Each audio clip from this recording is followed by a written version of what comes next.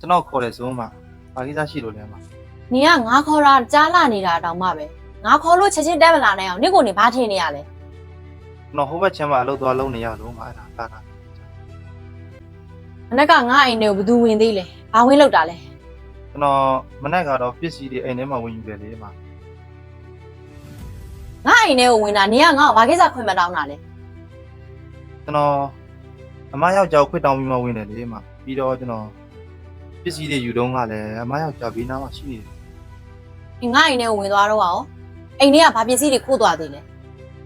ကျွန်တော်အလုပ်နဲ့ပတ်သက်တဲ့ပစ္စည်းတွေပဲယူတာပါမပစ္စည်းတွေယူပြီးတာကျွန်တော်အလုပ်ကိုတန်းသွားတယ်လေ ။ငါပတ်ဆက်အိတ်ပြောင်းနေတယ်။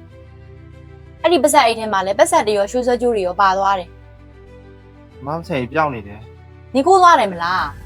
ကျွန်တော်မယူရပါဘူးမရဲ့ ။နင့်အမေနေမကောင်းဖြစ်နေတာကိုငါသိတယ်။နင့်အမေစိတ်ကူဖို့အတွက်ပတ်ဆက်လိုနေတယ်မလား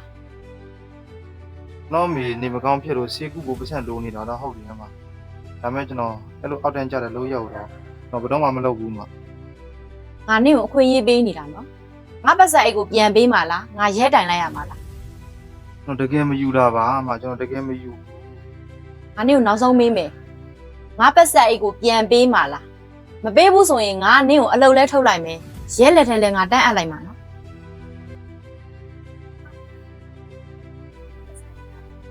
မင်းအမအခက်အရှိလို့ ။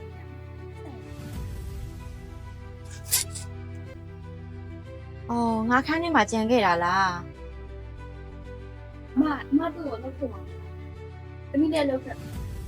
တက်တည်ရမရှိဘဲနဲ့သူတို့ဘာကိုစိုးစက်တဲ့တူတော့မှတမီးအလုံးမလုပ်နိုင် ။